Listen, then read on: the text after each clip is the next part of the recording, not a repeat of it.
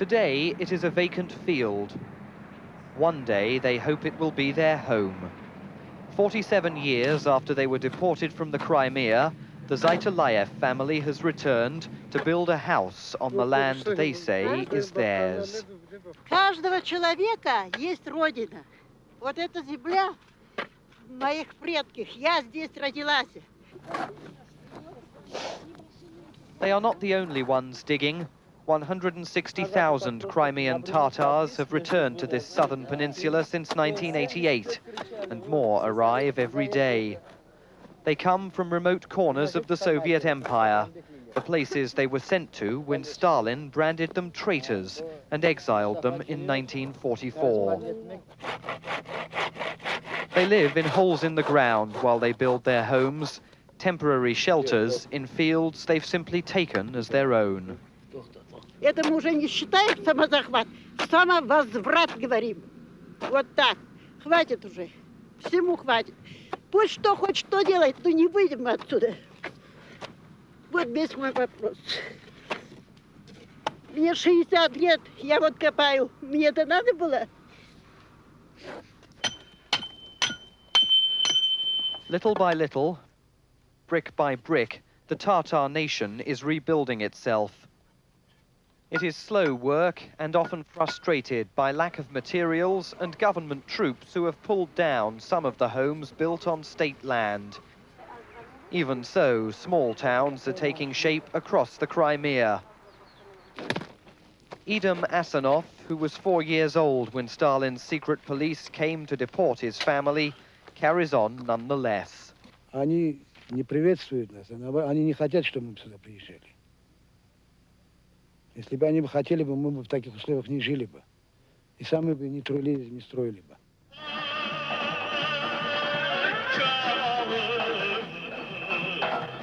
As well as rebuilding their homes and their lives, they are rebuilding their culture. Traditional dances at a Tatar wedding, the culmination of 30 days of Muslim celebration to mark the union of two Tatar families. The bride and groom's parents were all deported from the Crimea. Both families have now come back. At the wedding are some of the old soldiers honoured for their Red Army service during the Second World War. Men whose bravery and medals didn't stop Stalin from accusing them of collaboration with the Nazis and condemning the Tatars to exile. Shafika Siadomyetova's husband fought in the war. She was 25 when the soldiers came for both of them. Herded onto a train at gunpoint for a 3-week journey into the unknown, she can't forget the horrors she suffered. Я говорю, пустите, говорю, меня. Они говорят, нет. И посадили меня тоже с ним вместе в вагоны товарные вот эти. Там старики, одна женщина родила, голодные, все прям плачут. Her family survived the journey to Uzbekistan, but more than 100,000 did not. Такой нечеловечный своему народу, если это Германия так делала, думаешь, чужой враг, да? А это чего свое так делал? Это что? А очень много умерли. Those who have come back have found their old homes changed. Tavide Bikirova used to live at number 64 Lugovaya Street, the house her father built 90 years ago. Now she often visits a property that today houses 6 Russian families. В этом доме я родился, в этом доме я жила, в этом доме замуж вышла и здесь жила, пока у нас выслали. Отцовский дом. The Russians who live here now say they're sorry that history has allowed them to take the Tatars' place. И то не от Люся, когда они приезжают, у меня такое чувство, не то чтобы страха, нет, как будто я у этих людей что-то отняла. Отняла и навсегда.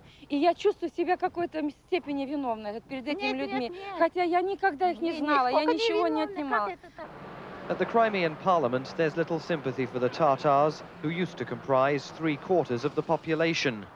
Vadim Zagorodny, a prime ministerial aide, says now they make up 5%, and the government has other priorities. Желание и у крымского правительства, и в целом правительства Украины быстрее решить эту проблему.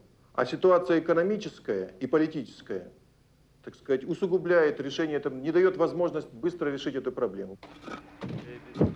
The Tatars are not the only ones building in the Crimea. The Russians and Ukrainians who live here are putting up dachas, summer homes, with no objection from the government. The Tatars say they should be given land first.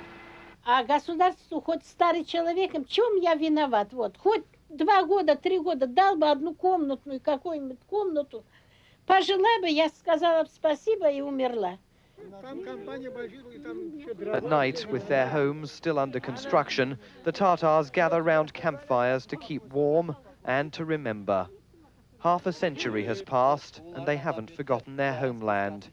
They believe their dream of rebuilding it is slowly coming true. For World Monitor, I'm Simon Marks in the Crimea.